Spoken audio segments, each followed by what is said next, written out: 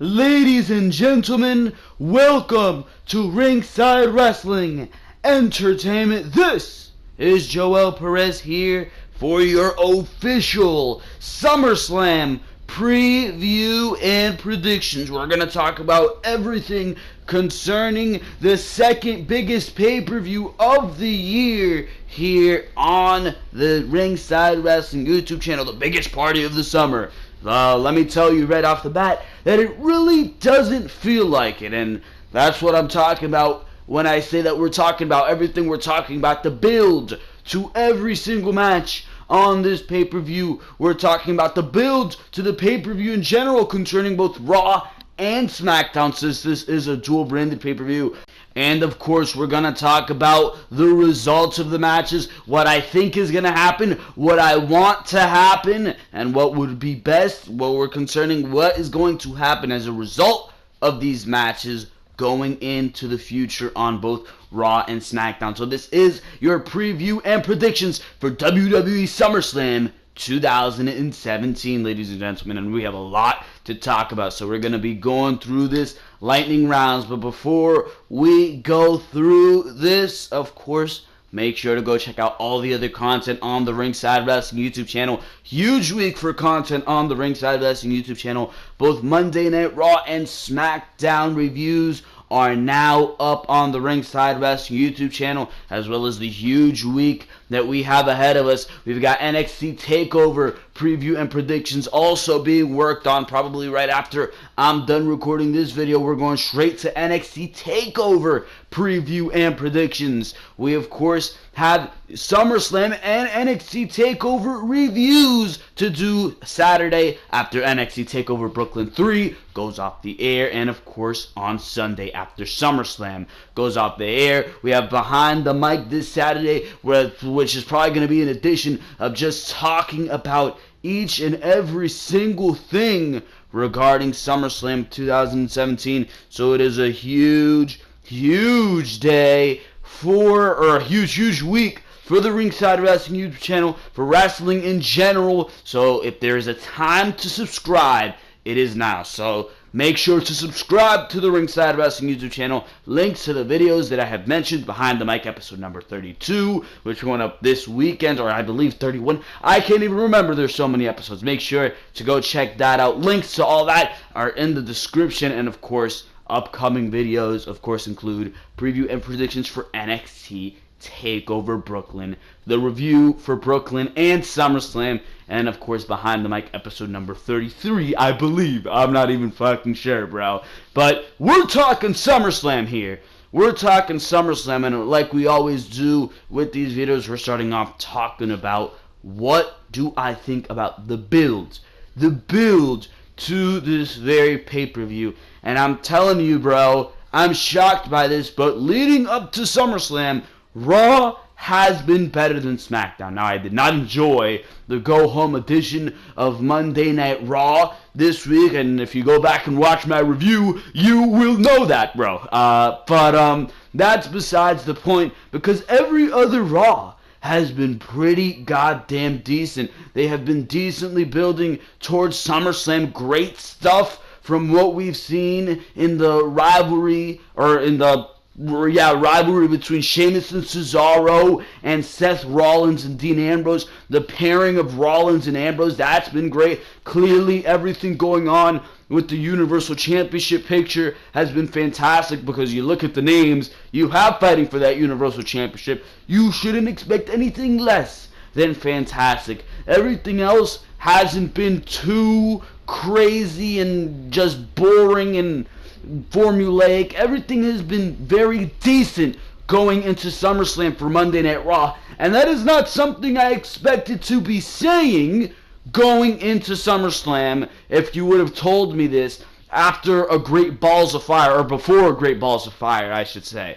But besides that, ladies and gentlemen, Smackdown is a complete different story. Smackdown, just this Tuesday on Smackdown Live, for the go-home show, they put on one of the worst episodes of WWE television I have seen all year. Holy shit, did SmackDown fuck things up. With Baron Corbin, and I spoke about this adamantly on my Smackdown review. Again, just throwing in those plugs there. Make sure to go check out those reviews.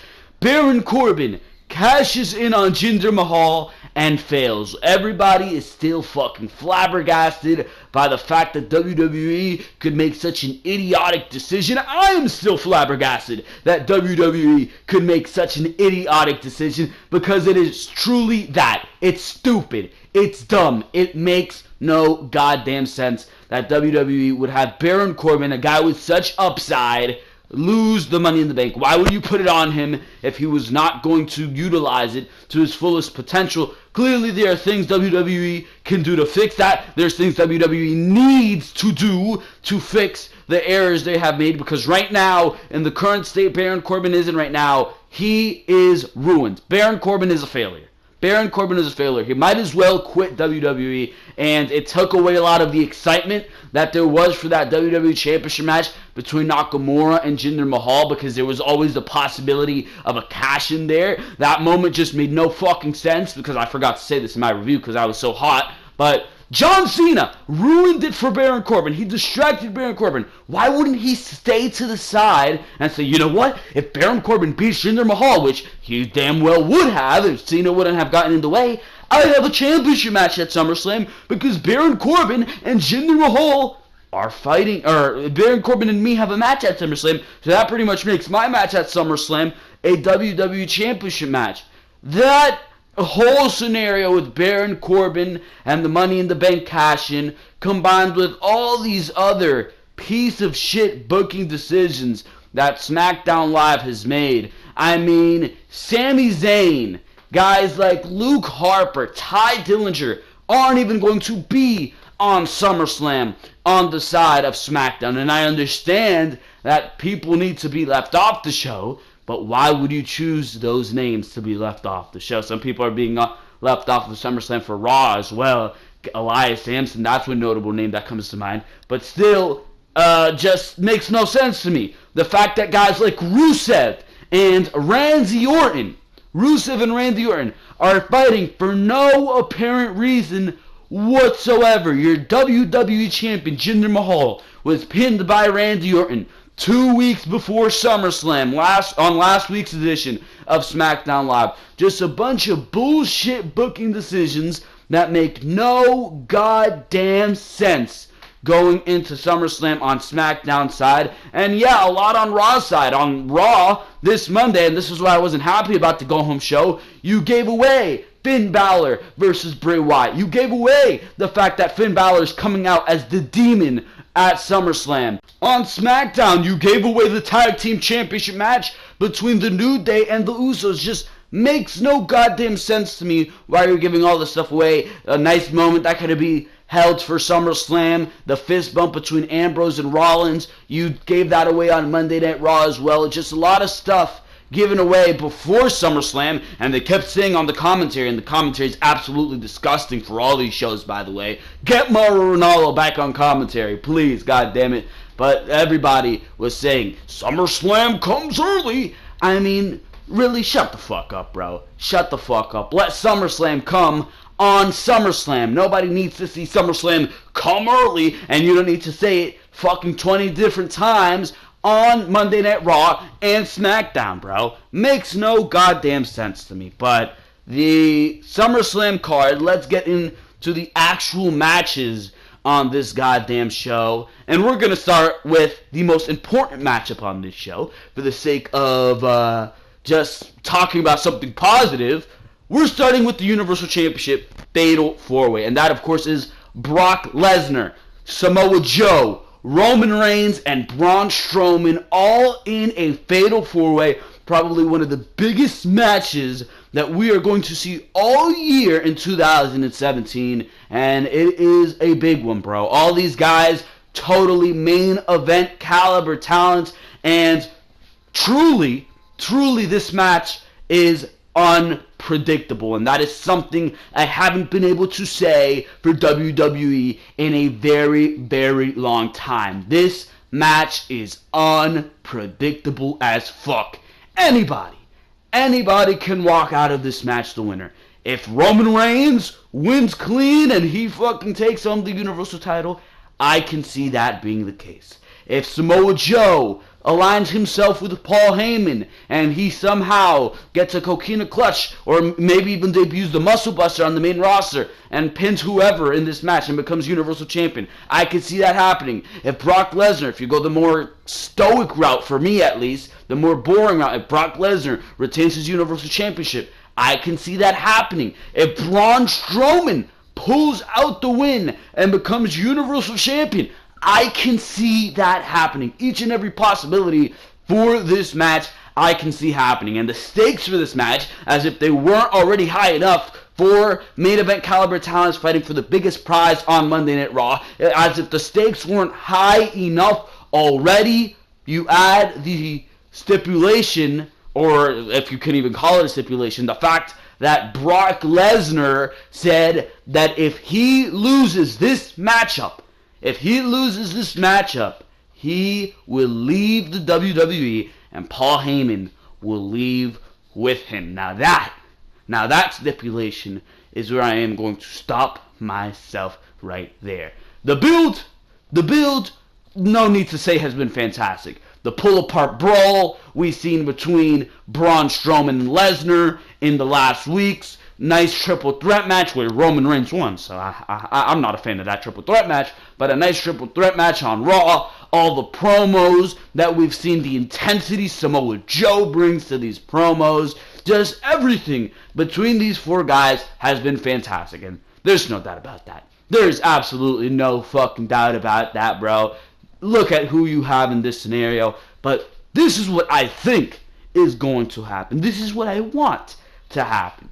Roman Reigns, and I know this might shock a lot of you, I feel like Roman Reigns should win this matchup. Now, don't click off the fucking video because everybody fucking hates Roman Reigns, right? Holy shit, bro.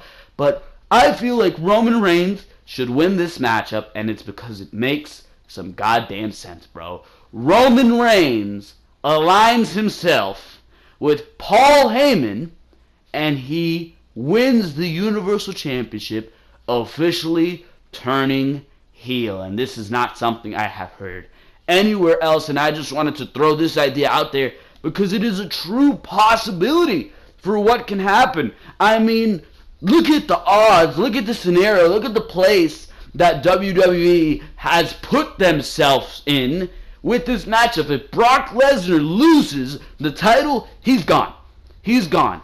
And clearly, he's gone to the UFC to have his dream matchup with John Jones. And if you want to make it so Brock Lesnar can go and do the dream match and have his UFC matchup, make his return to the UFC, there's only one way to go about it.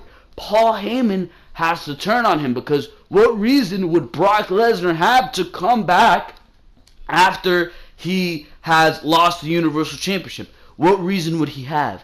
Paul Heyman turns on him. He has to come back and get revenge on Paul Heyman and his new client, that being Roman Reigns, because of the fact that he was screwed over, and that will give Lesnar a reason to come back. Whenever it may be, January for the Royal Rumble, whenever it may be, it will give him a reason to come back to get revenge on Paul Heyman and whoever his client is. Now, I've considered who his client could be and who needs Paul Heyman the most. It's clearly not Samoa Joe. Samoa Joe can handle himself more than well on the fucking mic. Braun Strowman, he's a monster. I see him more as a lone wolf. But who could use Paul Heyman to absolutely sell him? Who can Paul Heyman absolutely sell and get over? That's Roman Reigns. That's Roman Reigns. Roman Reigns clearly is not good on the fucking microphone. Clearly nobody fucking believes him. Nobody can believe him on the microphone. He's not believable. Everybody thinks he's a fucking douchebag when he gets on the mic. So he needs a fucking mic piece, bro. He needs a manager. He needs a fucking advocate, shall I say. And who is better at being an advocate than Paul Heyman, bro? Why wouldn't Roman Reigns become a Paul Heyman guy? That is where I'm coming from. I think Roman Reigns is the one who can use Paul Heyman's ability the most. And a Roman Reigns heel turn is clearly something everybody wants to see because, to be quite frank, you're absolutely tired and you've got to be absolutely fed up with Roman Reigns being this over-the-top, Superman-like babyface who you're just supposed to believe that he can kick out and he can overcome all this offense, right? Right? It makes no goddamn sense. And to be quite honest, Roman Reigns needs a heel turn. We've been discussing it before every big pay-per-view, before WrestleMania, before Survivor Series, before this, before that. We've been discussing a Roman Reigns heel turn, and it's because it needs to happen. We want it to happen. And I think if WWE puts their cards in place correctly, we can see that happen. And I mean, there's no better opportunity than this. That will send Brock Lesnar away from the WWE till January, where he can have his rematch with Roman Reigns, who will probably still be Universal Champion, or even WrestleMania, where you originally wanted to have Roman Reigns versus Brock Lesnar. I think that'd be a much more appealing match if Brock Lesnar came in as the babyface and Roman Reigns came in as the heel. So tell me what you think of the scenario I have laid out on the table. Paul Heyman aligns himself with Roman Reigns. Roman Reigns aligns himself with Paul Heyman and turns heel to send Brock Lesnar away. If not, I want Samoa Joe to win. I want Samoa Joe to win. I think this could be the best scenario for what happens at SummerSlam. Roman Reigns heel turn, aligns himself with Paul Heyman to win the Universal Championship. Clearly, there's going to be some type of Paul Heyman screw job there, and he screws over Brock Lesnar or whoever it may be to go into the rest of the year as Roman Reigns holding the Universal Championship. Now we're going to move on. Since we just talked about the Universal Championship match for Monday Night Raw, why don't we talk about the WWE Championship match for SmackDown and the failure that this match is going to be. Holy shit, is Jinder Mahal an awful WWE champion? He's absolutely terrible. He is absolutely terrible. How many people has Jinder Mahal been in the ring with? John Cena, AJ Styles, Randy Orton, Sami Zayn, and none of these men, Ty Dillinger, none of these men have managed to bring him to a good matchup. He has not cut a good promo since after the six-pack challenge that he won to become number one contender for the WWE Championship. Nothing Jinder Mahal has done since winning the WWE Championship has been of any esteem. So, is there going to be any difference when he goes against Nakamura? Hell no. And you know what? I was fine with this matchup. I was absolutely fine with this matchup until last Tuesday, because I thought Baron Corbin was going to cash in. Baron Corbin was going to cash in, make this match a triple threat match, pin Jinder Mahal, and become WWE Champion, and things were going to fall into place from there. But of course not. Of course not. WWE had to fuck shit up, and now they've made this match more predictable than it ever could have been. Do you really think that Shinsuke Nakamura is going to lose this matchup? Because if you do not have a brain, just like everybody working for the Smackdown creative team currently does not have a fucking brain between them, bro. Nakamura's not losing this matchup, and WWE has managed to make this match more predictable than ever. If Nakamura does get pinned by Jinder Mahal, I don't give a fuck. I don't give a fuck if you bring in the Bollywood boys, the Great Khali, Jinder Mahal's grandma, the kitchen sink. I don't give a fuck what you do to beat Nakamura, bro. I don't care how dirty of a win this is, bro. You can throw trash all over Nakamura, make it dirty as hell, bro. But I am still not going to be okay with Shinsuke Nakamura being pinned. You better expect a fucking riot. Don't matter how dirty the fucking win is, bro. I don't care what Mahal has to do to beat Nakamura. If Jinder Mahal beats Shinsuke Nakamura by any stretch of the imagination, there will be an uproar, and it will not be a positive one. Whether it's Baron Corbin interfering and beating the shit out of both of them, or Jinder Mahal does do what everybody's going to get pissed off about and pin Shinsuke Nakamura, or WWE has Shinsuke Nakamura win the WWE Championship, I can guarantee you this, at the end of the day, WWE has ruined the WWE Championship match at SummerSlam because they have allowed Baron Corbin to lose the Money in the Bank, and that takes a lot of the unpredictability factor away from this matchup, and I think that everybody can agree with me on that. We're going to move on here to the United States Championship matchup with Shane McMahon as a special guest referee, and it is Kevin Owens versus AJ Styles. This is clearly a rivalry that has been going on ever since WrestleMania. I believe it went in going into Backlash. Now we're at SummerSlam, and they've decided to continue and extend this rivalry until SummerSlam, which I wouldn't have personally done it that way. I'd have Kevin Owens versus Ty Dillinger, put AJ Styles maybe in a match against Randy Orton, have him build his way up through the ranks towards the WWE Championship. Randy Orton, after going off of his match with Jinder Mahal, you'd have him say, I want to climb back into that WWE Championship picture, and the only way to do that is to beat the best in the world, and that is AJ Styles, and that would lead towards a match towards them. And then you can build up Ty Dillinger, which WWE has failed, and put him in a United States Championship match with Kevin Owens, but that's clearly not the case. They went the lazy route, and we're continuing with AJ Styles versus Kevin Owens. And this is going to be a good match. I mean, the last couple matches, I'm not going to lie to you, have disappointed.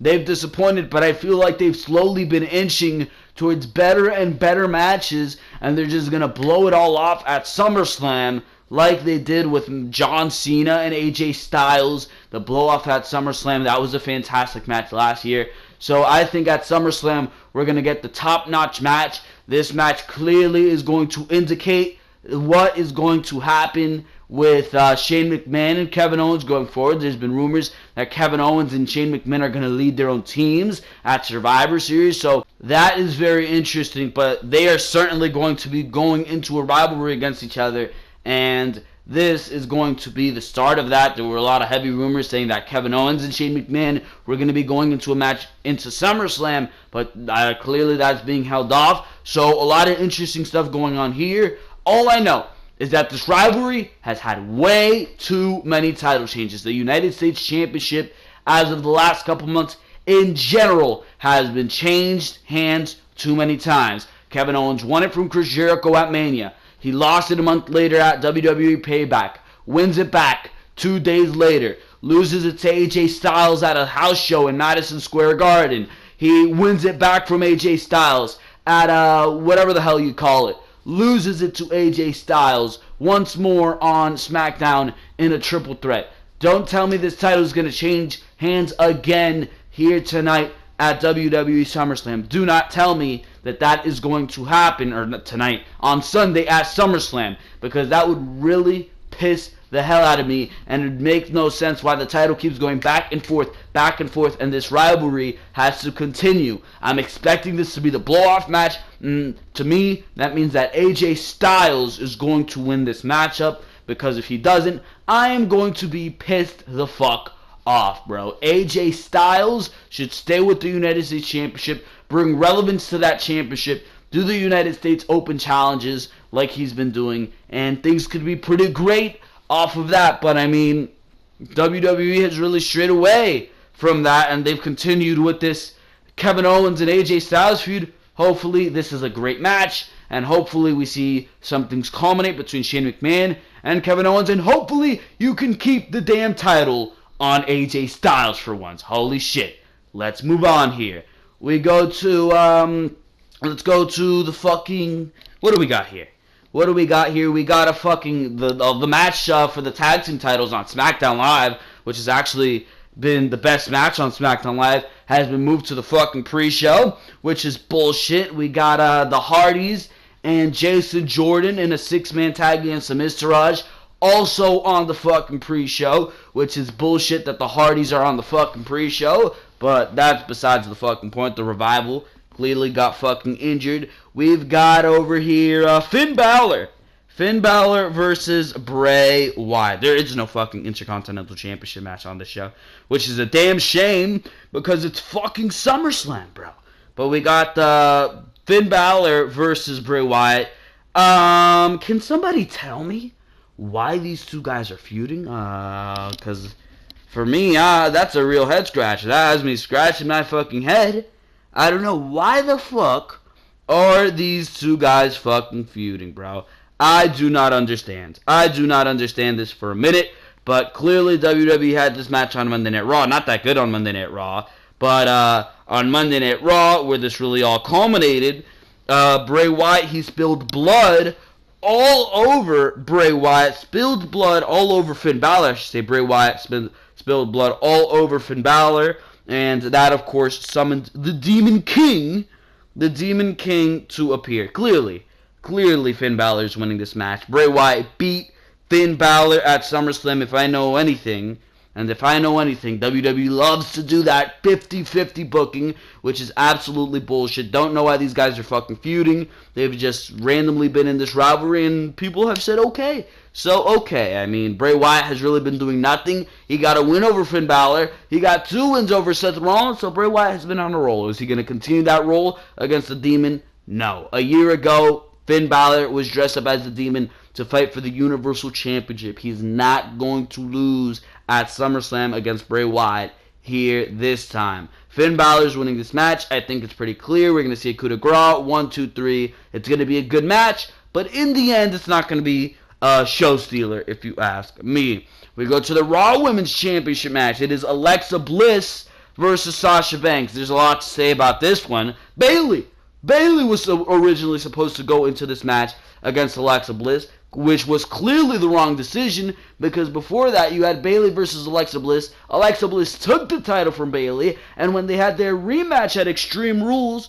she fucking pelted Bayley with the kendo stick for 5 minutes and won the match. Won a women's championship match in 5 fucking minutes, and she pretty much squashed Bayley at Extreme Rules. Clearly, that was not going to be the case this time around. I think Bayley was going to overcome Alexa Bliss finally, and that was going to be the story going into this match. But clearly, Bayley got injured in her match with Nia Jax on Raw a couple weeks ago, so that was scrapped, and the wrestling gods allowed us to see the match that actually was supposed to happen, because WWE booked it as if it was supposed to be a rematch.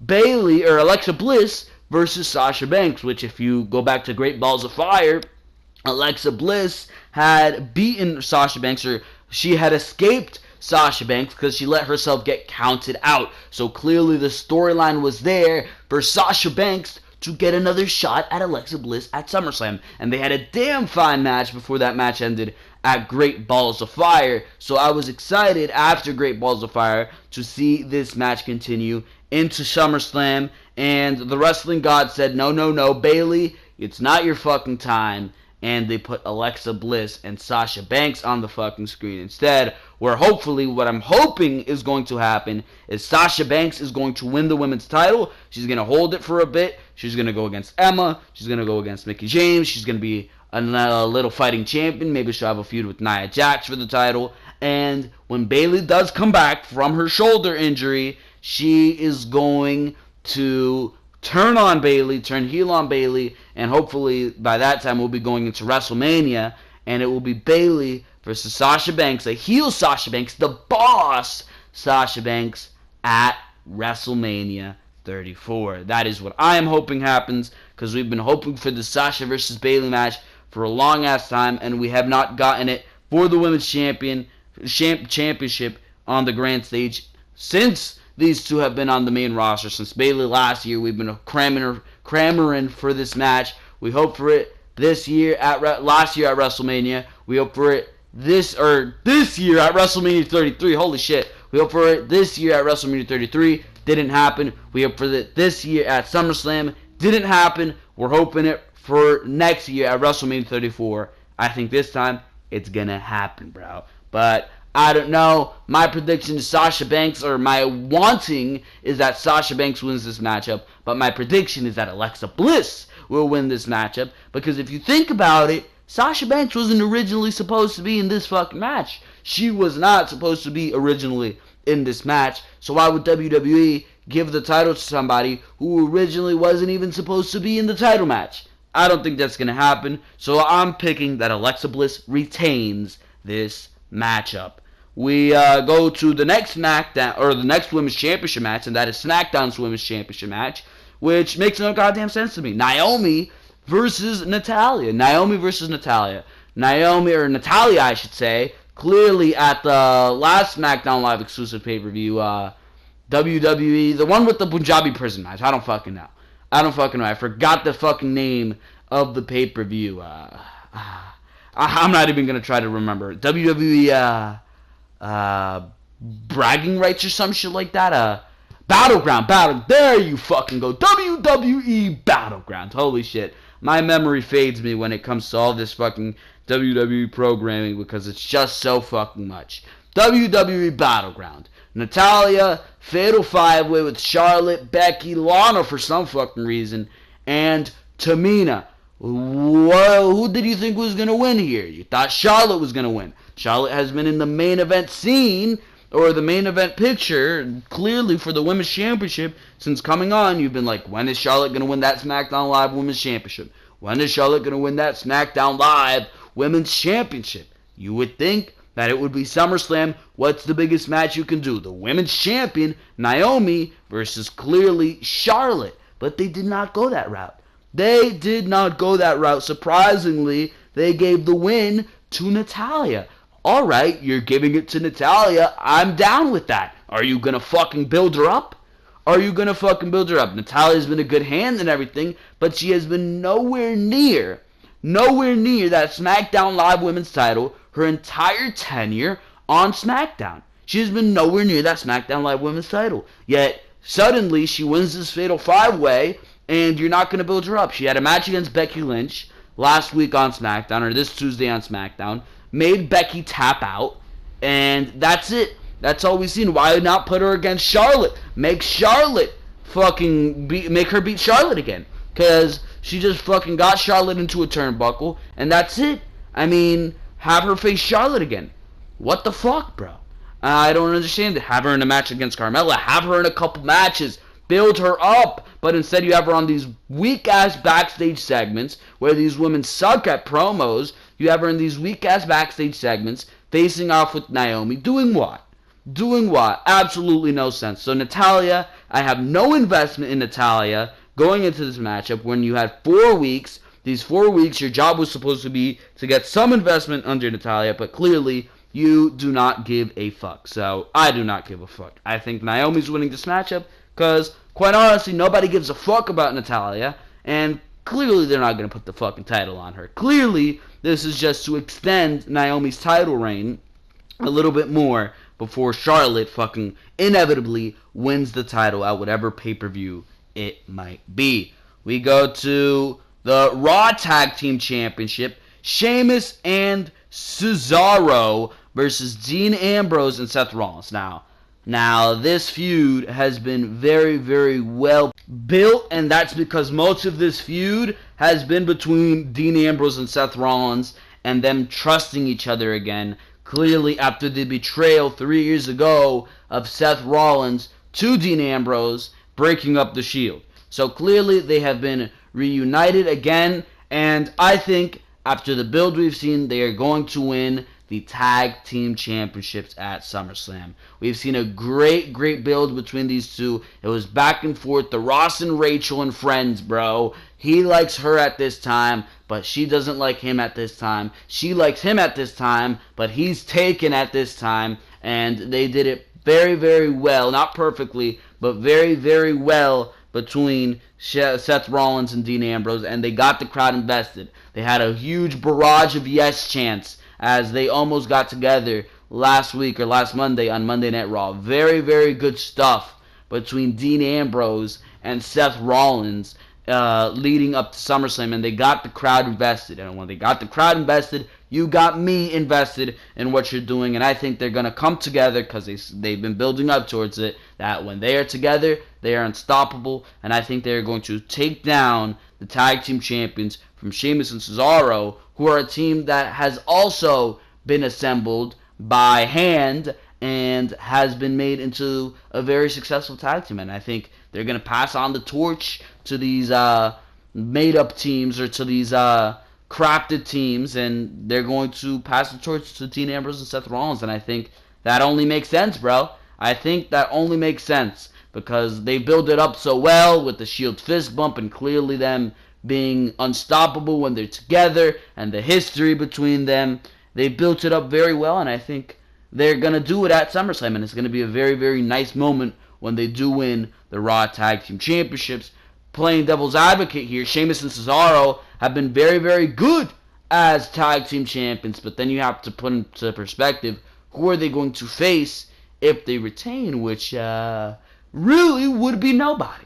Would be nobody. They faced the Hardys. They've been in matches against Luke Gallows and Carl Anderson. I don't think you're going to put the Revival against another heel team, Sheamus and Cesaro. Don't think so. So, I mean, Dean Ambrose and Seth Rollins, they can provide some fresh matchups. Imagine Dean Ambrose and Seth Rollins versus the Hardys. That would be fan-freaking-tastic, bro. I'd love to see that. But, I mean, I think the very good things could come of this duo between Dean Ambrose and Seth Rollins. Add some more gravity to that. Gravity, I should say, as my fucking phone falls. Shit. But add some more depth to that tag team division and do some good stuff for that tag team division as well. Because since WWE has had their years of breaking up fucking tag teams, their year of breaking up fucking tag teams in 2017, Enzo and Big Cass, American Alpha, DIY down in NXT, bro. I mean, holy shit. How many tag teams are you gonna fucking break up, bro? Holy shit. But we go to this match, John Cena versus Baron Corbin. One of these matches that has just been assembled for the fucking sake of it, bro. John Cena and Baron Corbin. I mean, John Cena's looking like a real dumbass after Tuesday, and so is Baron Corbin. So it's pretty much the match of the dumbasses, bro. The match of the dumbasses. Now, my prediction here, if WWE wants to keep Baron Corbin, or at least get some type of momentum back on Baron Corbin after the loss of his Money in the Bank contract, he needs to destroy. He needs to decimate Brock Lesnar style. Worse than Brock Lesnar style. He needs to destroy John Cena. Rip him limb from limb. He needs to fucking eviscerate, obliterate. I can't even fucking think of how many adjectives, bro. Baron Corbin needs to send John Cena to hell so fucking bad, beaten up so bad, that the devil is going to look at John Cena and be like, holy shit, you've been through some shit, bro. I'm gonna leave you alone for a little bit, bro. That's how bad Baron Corbin needs to fucking beat the shit out of John Cena. I do not give a fuck. That is the way it needs to be. That is the way it needs to be. Oh, but John Cena, some of you may say. No, fuck John Cena, bro. John Cena's looking like a half-witted idiot, too. Because if he would have left Baron Corbin alone and sat back and not distracted Baron Corbin would have won, and his match would have immediately, John Cena's match against Baron Corbin would have immediately been made a WWE Championship match. So where's the logic? Where is the logic in John Cena screwing over Baron Corbin? Baron Corbin better destroy John Cena in this fucking match. End of days after end of days after end of motherfucking days. That is my prediction for this matchup. I am not going to talk about the failure that WWE has made Baron Corbin anymore, because that is what I know what needs to happen on Sunday against John Cena. Baron Corbin needs to destroy John Cena. John Cena does not get in a lick of fucking offense against Baron Corbin. If it is any other way, Baron Corbin is a fucking pathetic piece of shit loser, and I do not give a fuck what you say or think about that. We go to Randy Orton versus Rusev, and even CBS, where I am getting the card off my phone for this fucking matchup, they said not exactly sure who came up with this one when they're talking about the fucking build-up towards this matchup, which they have a little description of the matchup, bottom of the matchup, which is exactly what I think. Who the fuck came up with this shit, bro? Really? Really, like, who the fuck cares about this matchup? Not me. Not me. This matchup is absolutely irrelevant. They threw this one on the card because, holy shit, Randy Orton, the 13-time world champion, has nothing to do at SummerSlam. Oh, I know. There's that big guy Rusev, and he's Russian. He's anti-American. Randy Orton has been fighting Jinder Mahal, the anti-American, all this time. Why don't we continue the trend? Rusev, you have a match at SummerSlam. Wow. That's how you fucking come up with your matches at SummerSlam, bro. Holy shit. No build for this matchup. Rusev came out, he says, I don't have an opponent at SummerSlam because I'm too good. Randy Orton comes out and, I don't have a match either, bro. I'll fight you, bro. I just want to get on the card. So, bada boom shakalaka. A couple RKOs later, you have this match at SummerSlam. Do you really think Randy Orton is going to lose this one? I don't fucking think so, bro. Randy Orton has been taking L after L after L to Jinder Mahal for fucking months, bro. I don't care if it's not clean. Still, he's been taking losses. He's been taking L's. They've been on his record for months now. He's gonna get a win at pay-per-view because he hasn't won his last 3 pay-per-views. And Rusev is Randy Orton's fucking victim.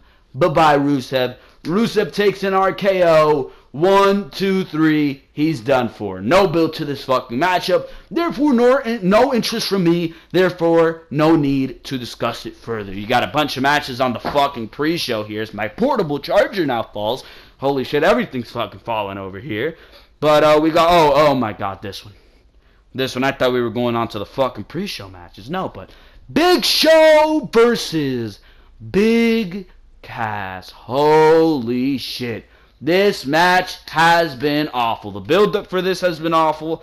Everything about this has been awful. Enzo has been at his fucking worst. Absolutely awful has Enzo Amore been.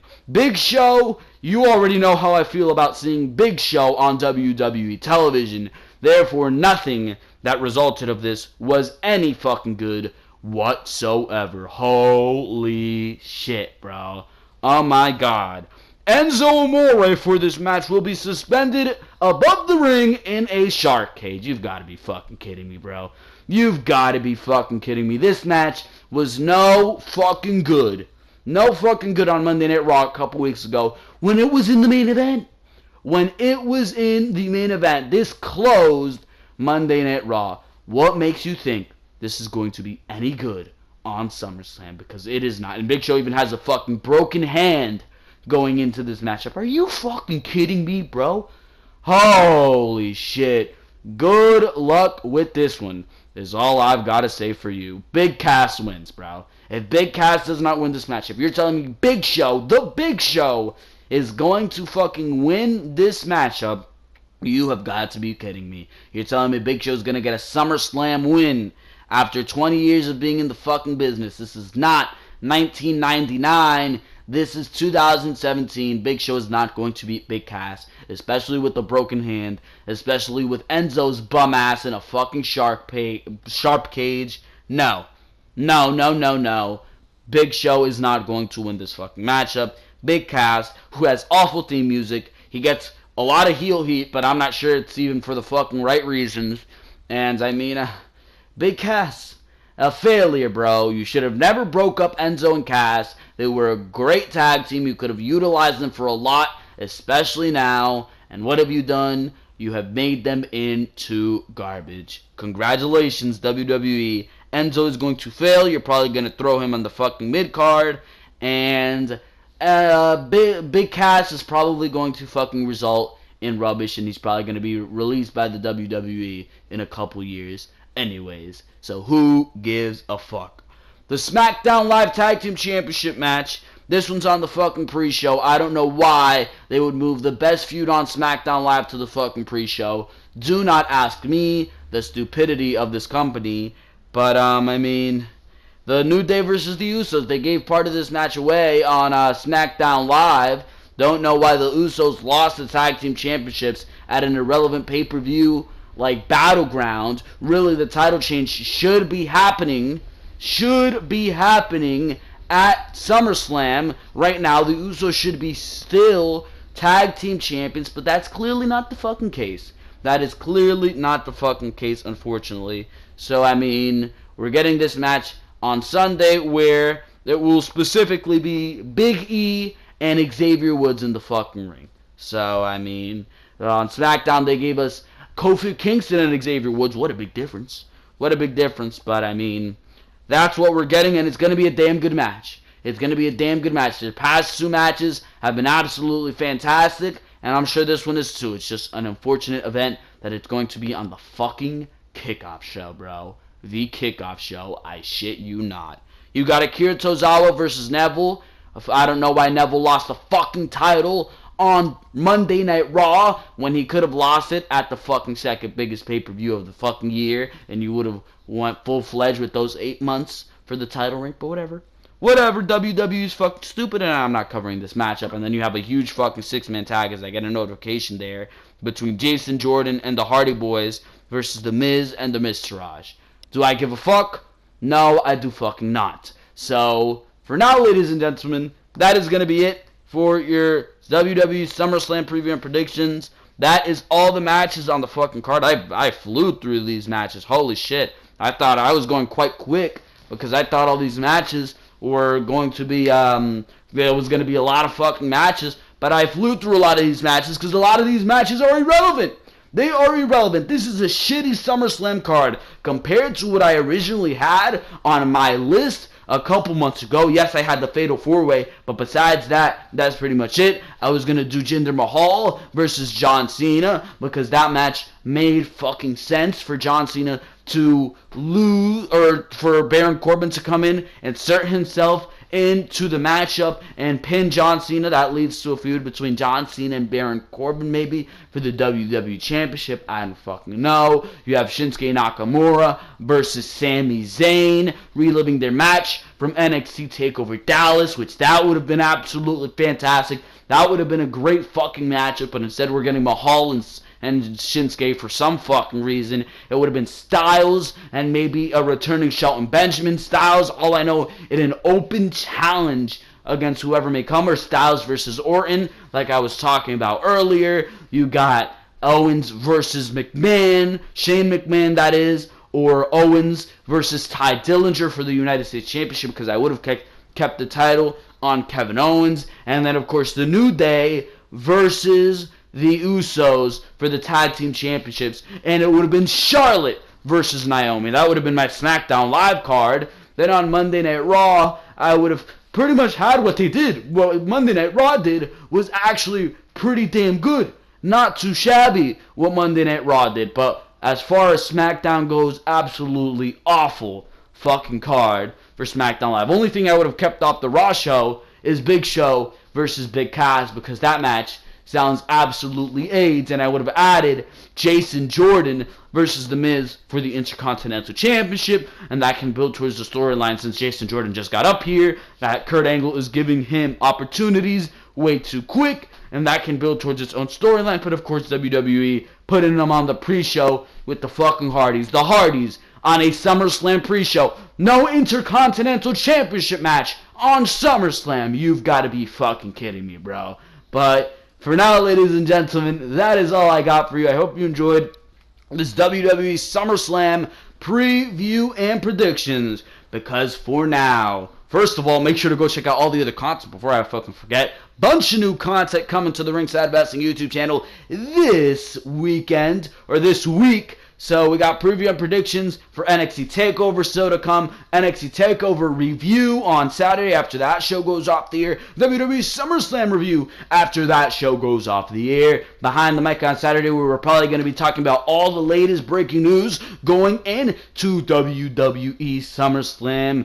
And of course, ladies and gentlemen, we've got Monday Night Raw and SmackDown reviews next week after those shows, the post-SummerSlam shows. So a bunch of new content coming to the Ringside Wrestling YouTube channel. So if there's any time to subscribe, it is now. So make sure to subscribe to the Ringside Wrestling YouTube channel to not miss a single thing, everything covering the WWE right here on the Ringside Wrestling YouTube channel. Make sure to like if you liked what you heard here on this video, and comment what you think is going to happen at SummerSlam. Who's going to win, Mahal or Nakamura? Who's going to win the Fatal 4-Way for the Universal Championship? You got Joe, Strowman, Lesnar, Reigns, a bunch of matches. Leave your predictions in the comment section below, because I always love to see what the rest of the WWE fan base is thinking. But for now, this has been Joel Perez over Ringside Wrestling Entertainment, and I am out of here. Thank you very, very much for watching this video, and I will see you later for your NXT TakeOver Brooklyn 3 preview and predictions.